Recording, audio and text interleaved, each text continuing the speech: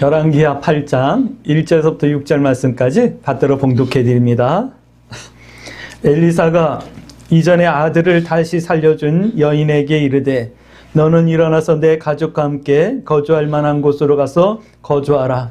여호와께서 기근을 부르셨으니 그대로 이 땅에 7년 동안 임하리라 하니 여인이 일어나서 하나님의 사람의 말대로 행하여 그의 가족과 함께 가서 블레셋 사람들의 땅에 7년을 우거하다가 7년이 다음에 여인이 블레셋 사람들의 땅에서 돌아와 자기 집과 전토를 위하여 호소하려 하여 왕에게 나아갔더니 그때 왕이 하나님의 사람의 사한 게하시와 서로 말하며 이르되 너는 엘리사가 행한 모든 큰 일을 내게 설명하라 하니 게하시가 곧 엘리사가 죽은 자를 다시 살린 일을 왕에게 이야기할 때 그 다시 살린 아이의 어머니가 자기 집과 전투를 위하여 왕에게 호소하는지라.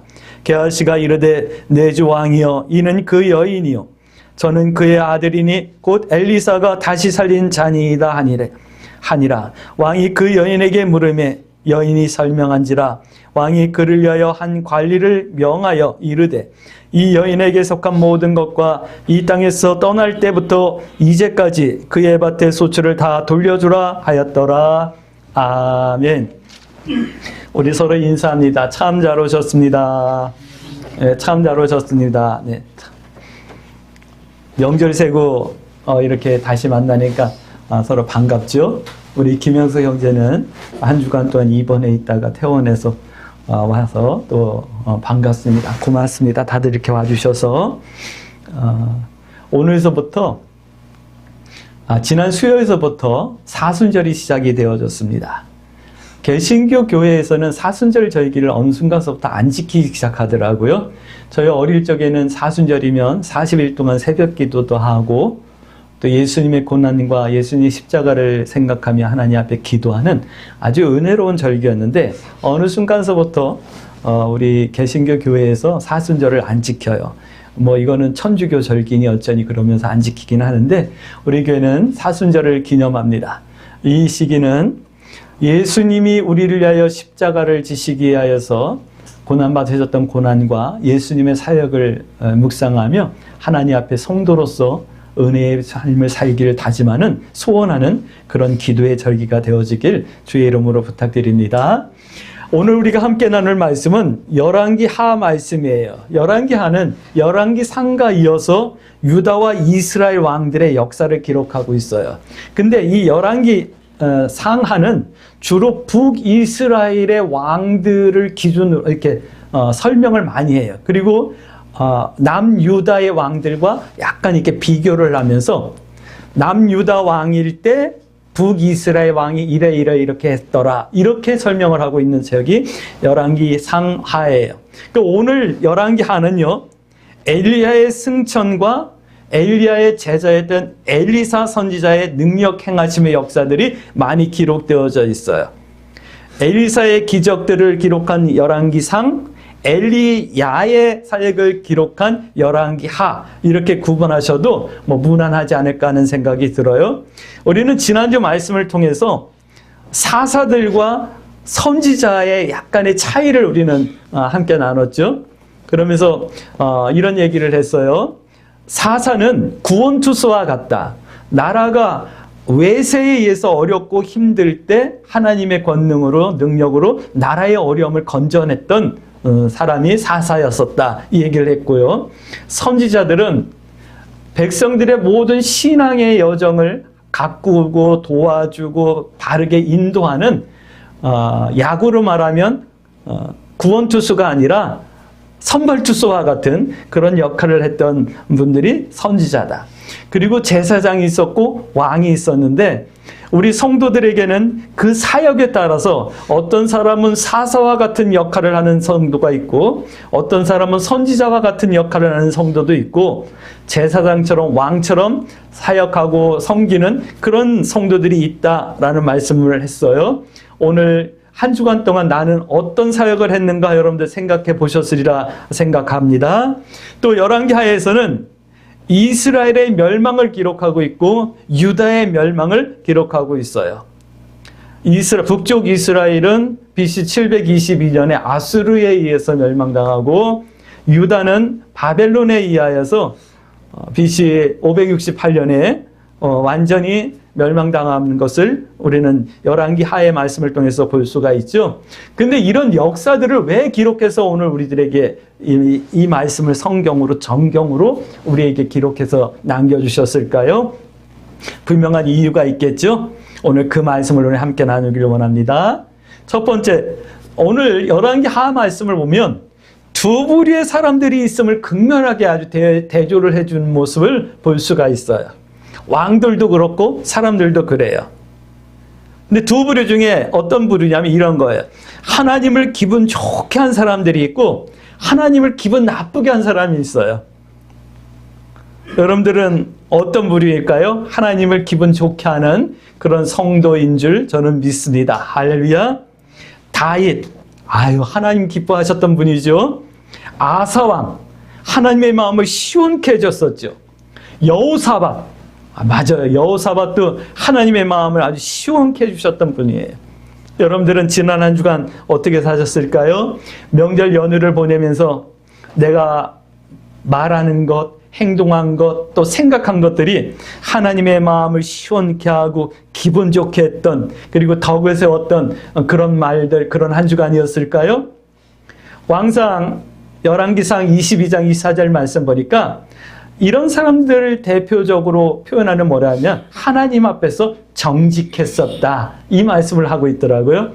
하나님 앞에서 우리의 삶의 내용이, 하나님 앞에서 우리의 감정과 우리의 표현이 정직할 수 있게 되길 주의 이름으로 축복합니다. 그래서 하나님을 기분 좋게 해주셔야지만 돼요. 할렐루야. 하나님을 기분 나쁘게 했던 사람을 뽑은다 그러면 아합이에요.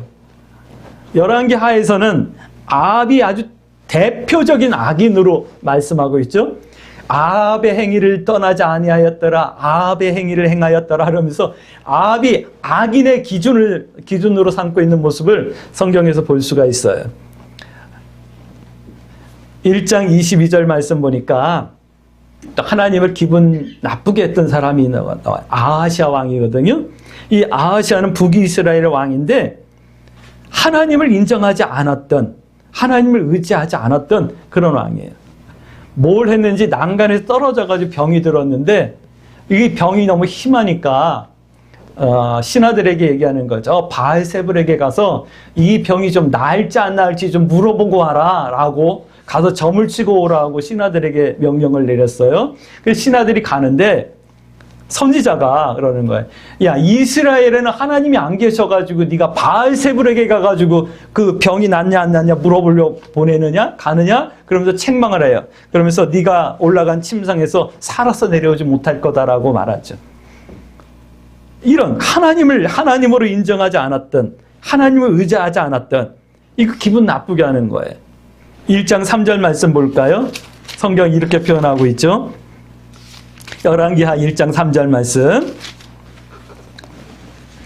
여호와의 사자가 디셋 사람 엘리야에게 이르되 너는 일어나 올라가서 사마리아의 왕의 사자를 만나, 아하시아 왕이 보내는 사람이에요. 병이 낫나 안 나 이르시되 그에게 이르기를 이스라엘에는 하나님이 없어서 너희가 애거로 내신 바알세불에게 물으러 가느냐? 정말 자존심 상한다, 기분 나쁘다, 불쾌하다, 이 말씀을 하시는 거예요. 여러분들 기분 나쁘겠죠? 그 얘기를 하는 거예요. 이거 기분 나쁘게 했던 사람들이에요. 여러분들 지난 한 주간 하나님을 의지하셨습니까? 하나님을 인정해 드리셨습니까? 잘하신 거예요. 질문 드릴게요.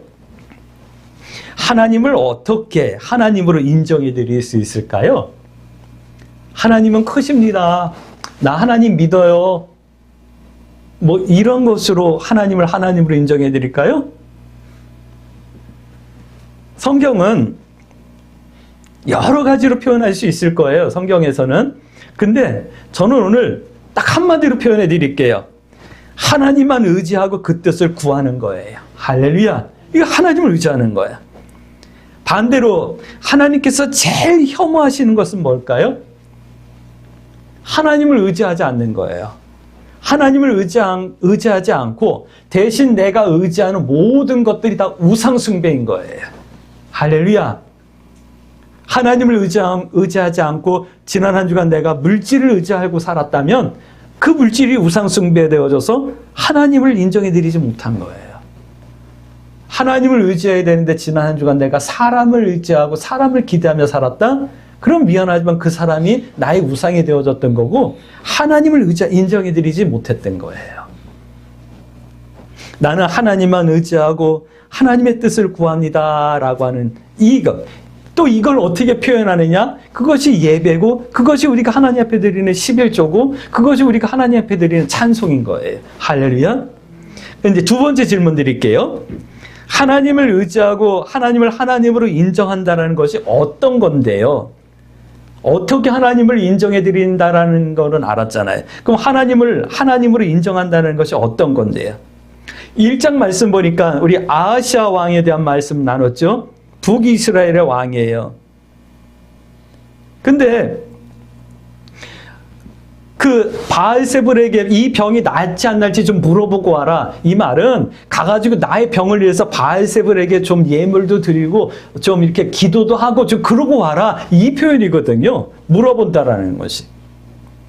그러니까 엘리야 선지자가 이스라엘에는 하나님이 없느냐라고 하면서 책망을 하고 그들을 돌려보냈잖아요. 그러니까 그 사원들이 아하시아 왕에 가가지고 얘기하는 거예요. 왕이여, 우리가 가는데 이렇게 가죽옷을 뒤집어 쓰고 한 이 사람이 이렇게 얘기했어요. 이스라엘에 하나님이 없어가지고 네가 에고론의 바알세불에게 물어보고 하나 가느냐? 다시는 너 침상에 내리지 못할 거야. 죽을 거야. 라고 얘기했어요. 하고 와서 얘기한 거예요. 그러니까 이 왕이 이 선지자를 부르러 50명의 군사를 보낸 거예요. 50부장을 보낸 거예요. 50명의 군사. 근데 이 엘리야 선지자가 무슨 생각이 있었는지는 잘 모르겠어요. 50부장이 와가지고 바위 위에 산에 앉아있는 선지자를 향해서 왕이 당신을 불러오랬어요. 그러니까 이 선지자가 무슨 생각인지는 모르지만 내가 하나님의 종이고 하나님의 선지자면 하나님께서 하늘에서 불을 내려서 저 50명을 다 살려버리길 원합니다. 그러니까 정말로 불이 내려가지고 50명을 살려버렸어요. 그리고 두 번째로 또 50부장이 갔는데 두 번째도 똑같이 그랬던 거예요.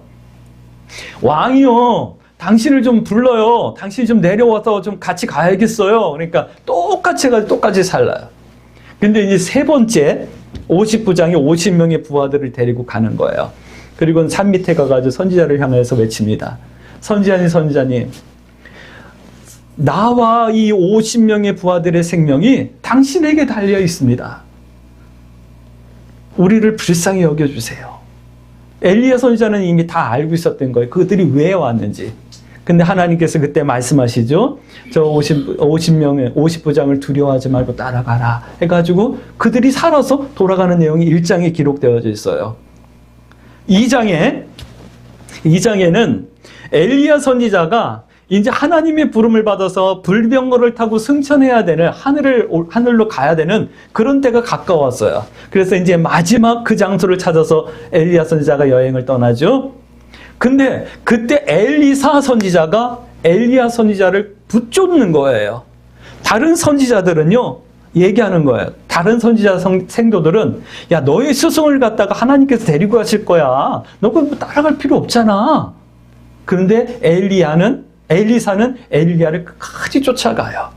그리고 엘리야 선지자가 불병거를 타고 하나님의 부름을 받아 승천하는 모습을 지켜보게 돼요.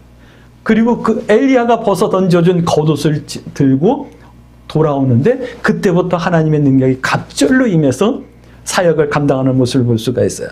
이 1장과 2장에 여러분들 이 말씀하신 하나님의 말씀을 여러분들이 이해하실 수 있을까요? 들을 수 있을까요? 하나님은 생명의 주관자인 거예요. 할렐루야. 사람은 하나님만 의지하고 하나님만 신뢰하고 살아야 되는 거예요. 할렐루야. 어떻게 해요? 끝까지.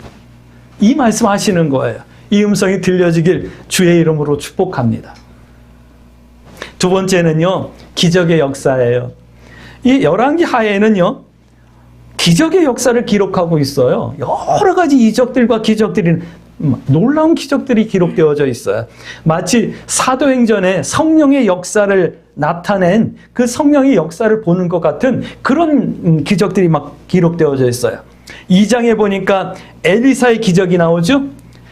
엘리야 선지자의 겉옷을 들고 돌아온 엘리사 선지자가 요단강을 그 겉옷으로 치니까 요단강이 갈라지는 거예요. 그 사람들이 물을 못 먹겠대요. 물에 무슨 나쁜 성분이 있는지 그 물을 먹으면 배탈이 나고 그 물로 식물들을 키우려고 그러면 식물들이 다 말라 죽고 막 그러는 거예요. 그러니까 거기에다가 소금을 뿌려가지고 물을 치료해줘. 물의 근원을 치료해줘서 마실 수 있는 생명의 물이 되게 하는 2장. 3장은 이스라엘과 유다와 에돔이 연합군을 형성해가지고 모압을 공격해 나가잖아요. 근데 이 연합군을 형성해가지고 공격을 나갔는데 문제가 생겼어요. 비가 안 오는 거예요. 물이 없는 거예요. 짐승들과 군병들이 마실 물이 없는 거예요. 그래서 선지자에게 물어보니까 개천을 많이 파래요. 고를 많이 파래는 거예요. 아니 하늘엔 구름도 없고 비도 안 오는데 근데 말씀을 의지해서 이 연합군이 물을 팠어요. 근데 어디서부턴가 물이 막 흘러내려오는 거야. 그 골짜기로. 그래서 이 연합군이 그 물을 마셨잖아요. 그런데 놀라운 일이 생겼어요. 아침이 되니까 해가 이렇게 뜨니까 그 물이 붉게 변하는 거예요. 아침 해가 붉게 비치면서. 그러니까 모압 군대가 야 저들이 틀림없이 서로 싸워가지고 다들 죽어가지고 물빛이 이렇게 변할 정도로 피가 흐르는 것 같다. 우리 가자 해가지고 공격을 해왔는데 연합군은 이스라엘과 유다와 에돔은 물도 마시고 막 건강하게 전투를 준비하고 있었던 거예요. 근데 뭣도 모르고 공격한 모압이 당하는 거잖아요. 그래가지고 연합군이 승리하는 내용이 3장에 나와요. 4장은 선지생도의 미망인. 전사님이 무슨 일인지 모르지만 갑자기 돌아가셨어요. 그래서 사모님이 애들과 남았는데 먹을 게 없어요. 엘리사 선지자가 얘기하는 거예요. 내게 있는 것이 뭐냐 물어보고 네, 기름병에 기름이 조금 있어요. 그러니까 그릇을 많이 빌려와서 문을 닫고 기름을 따르라. 기름을 따르는데 끊임없이 기름병에서 기름이 나오는 거예요.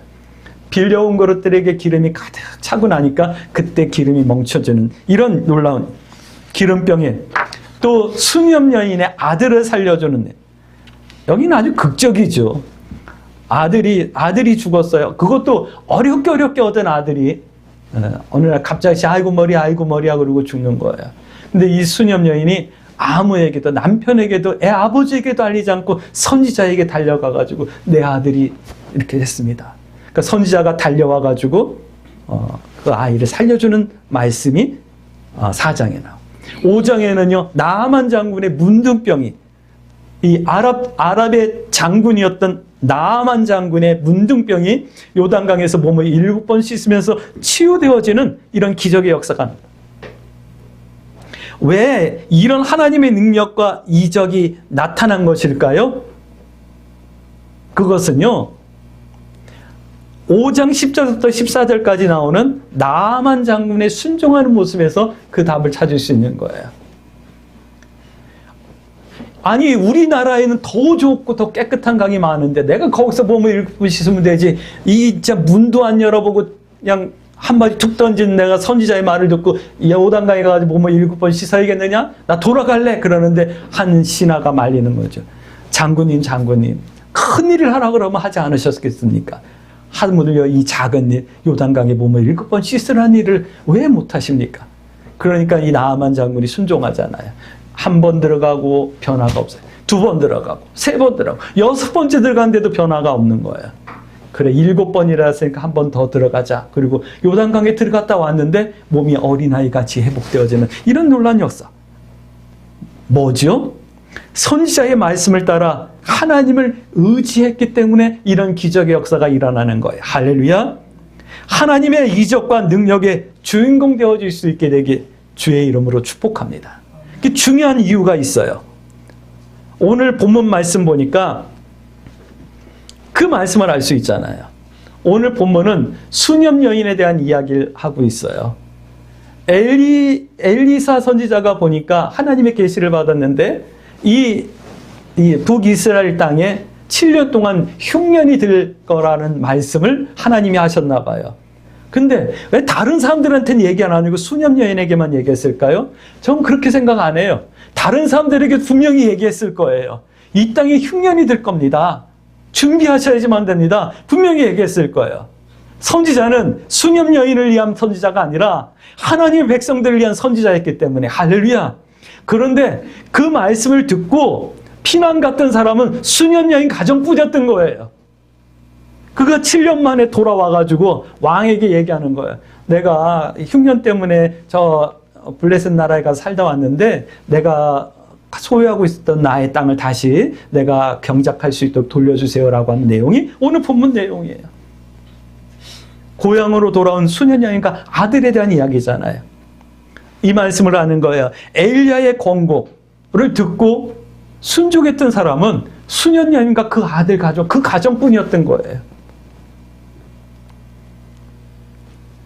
7년 동안 흉년이 들 거야.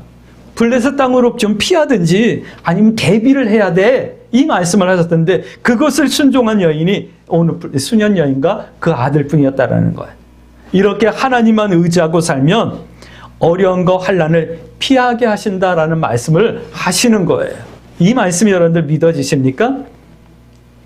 이렇게 지나고 보니까 모든 것이 하나님의 은혜였다라는 생각이 들어요. 요즘 여러분 은혜라고 하는 복음성 찬송이 아주 요즘 히트를 치고 있죠. 영화에서도 나오고 막 그러면서 지나고 나니까 모든 게 다 은혜였던 거예요. 그런데 돌이켜보세요. 내가 하나님 앞에 불순종했을 때가 더 기쁨이 많았었습니까? 아니면 내가 하나님 앞에 순종했을 때가 더 큰 은혜가 기쁨이 있었습니까? 참 감사한 것은 내가 하나님의 뜻을 잘 분별하지 못하고 순종하지 못했을 때 그때 기쁨은 없었지만 그래도 감사한 건 그럼에도 불구하고 하나님은 나와 함께하고 계셨다는 것을 이렇게 지나고 나니까 알게 되는 거예요. 그래서 감사해요. 하나님이 나와 함께 하신다 하시는 것을 내가 미리 알았다면 왜 순종하지 않았겠어요? 요즘 사람들이 얘기하는 거예요. IMF 때보다도 더 힘들다라는 얘기들을 많이 해요. 그리고 또 이렇게 또 2년, 3년을 이렇게 좀 이렇게 내다보면서 준비하는 사람들은 IMF 때보다도 더 어려운 시대가 올 것 같다. 이미 왔다. 뭐 이런 얘기까지 돼요.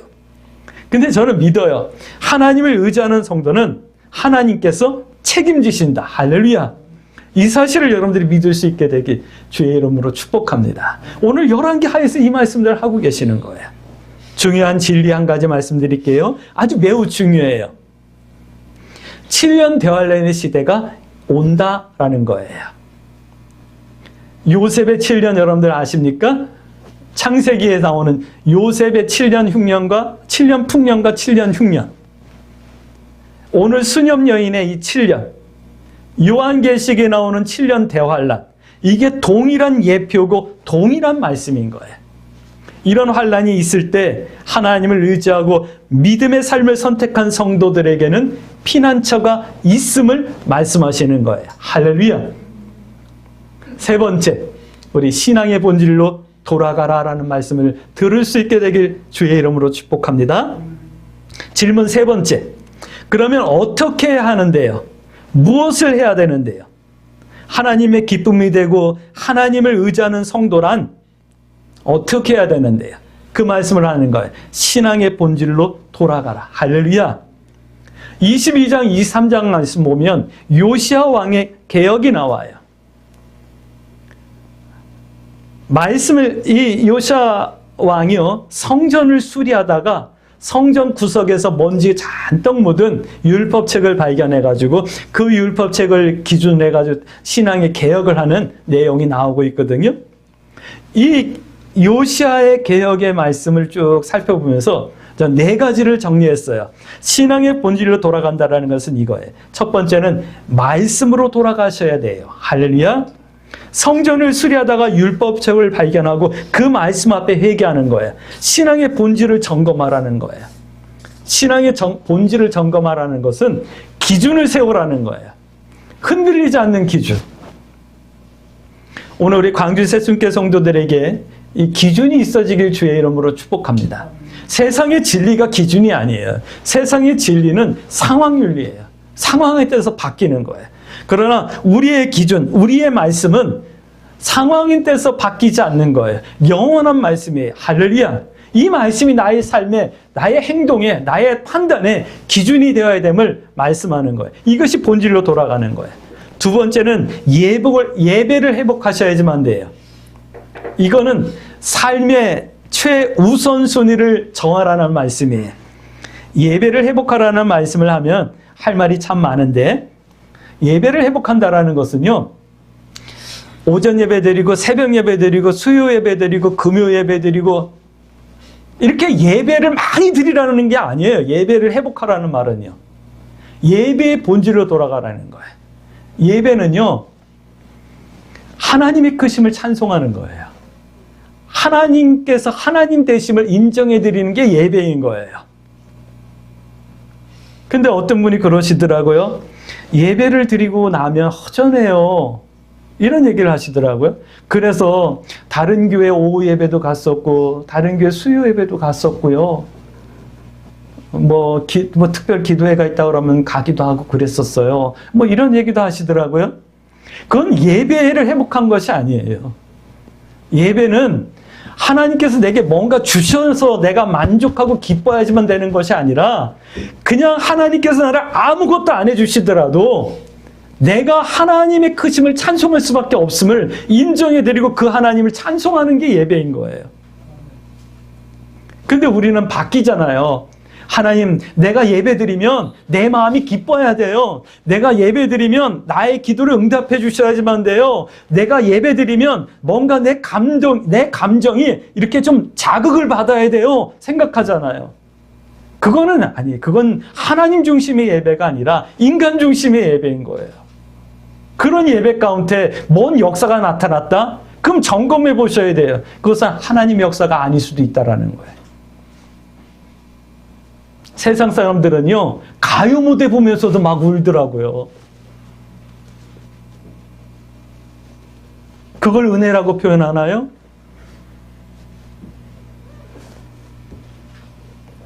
한 달 전, 한 1월 중순쯤 됐나? 토요일 날 설교 준비 다 하고 이제 한 5시 넘어서 집에 이렇게 올라가면 아내가 저녁을 준비해요. 근데 뭐 채널을 이렇게 돌리다 보니까 현역가왕이라고 하는 프로그램을 하는데 그거 재밌대요. 현역가왕. 가수로 활동하고 있는 사람들이 경연을 하는 거예요. 노래 참 잘하더라고요. 그런데 그 사람들의 그 노래 하는 모습을 보면서 막 그 관중들이 막 이렇게 감동받았다면서 막 울어요. 우리가 예배 시간에 감동받았다, 은혜 받았다라는 것이 그 수준이란 말이에요. 내 감정의 변화, 내 감성이 약간 자극받아가지고 뭉클하다, 이런 것들을 은혜라고 생각하는데 그게 은혜가 아닌 거예요. 은혜는 뭐냐면 나의 허물을 보고 나의 삶이 정돈되어져 나갈 수 있는, 바꿀 수 있는 힘과 용기가 은혜인 거예요. 할렐루야. 근데 예배를 갖다 다르게 생각하잖아요. 자, 그 다음에 이방의 우상과 그 행위를 깨어 부수는 것, 이거 본질로 돌아가는 거예요. 이것은 내 삶의 내용을 점검하는 거예요. 한 주간 동안 우리가 해야 되는 일이 그건 거예요. 주일날 전해진 말씀을 내 기도 제목 삼고 내 삶의 내용을 정돈해 나가는 것, 바꿔나가는 것. 이것이 신앙의 본질인 거예요. 할렐루야. 또 네 번째는 유월절을 지키는 거예요. 요시야 왕이 성전 수리하다 율법책을 발견하고 그걸 가지고 하나님 앞에 기도하며 유월절을 지켜 회복하더라고요. 유월절을 지킨다, 이 말은 예수 그리스도의 십자가의 이유를 가슴에 품고 그 구속의 은혜를 감사하며 산다, 이 말은. 여러분들, 예수님이 나 때문에 십자가를 지셨어 라고 하는 이 생각만 해도 마음이 눈물이 핑 도는 이런 어떤 기쁨과 감격이 여러분들 언제 마지막으로 경험하셨을까요? 1년에 한 번 고난주간이 오면 십자가를 생각하는 것 아닙니까? 이게 신앙의 본질이 아닌 거예요. 우리 기독교 신앙의 본질은 예수님이 나의 죄 때문에 하늘보좌를 버리고 이 땅에 오셔서 십자가를 지셨음을 감사하며 그것 때문에 살아갈 용기를 얻고 그것 때문에 사랑해야 될 이유를 찾아내는 것, 이것이 기독교 신앙인 거예요. 그 은혜와 정신으로 무장하고 살아가는 거예요. 할렐루야. 다시요. 이렇게 해야 하나님께 온전한 기쁨을 드릴 수 있는 성도 되는 거예요. 그러면 하나님의 기적을 누리는 성도의 삶을 살 수 있도록 인도해 주시고 책임져 주시는 거예요. 이것이 성도 다음의 증거인 거예요. 할렐루야. 매우 중요합니다. 7년 대환란은 분명하게 예정되어져 있어요. 그때 피난처의 은혜와 보호를 받을 수 있는 그런 성도가 되어지기 하여서 신앙의 본질로 돌아갈 수 있게 되길 주의 이름으로 축복합니다. 그러므로 우리 이렇게 기도하십시다. 내가 하나님을 기쁘시게 해드리는 성도의 삶을 살 수 있게 해주세요.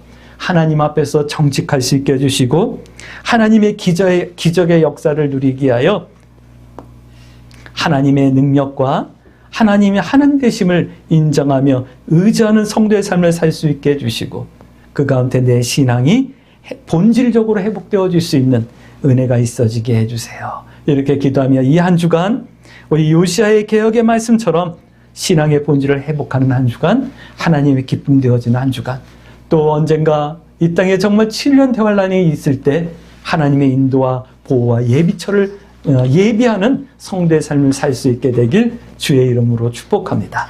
아멘.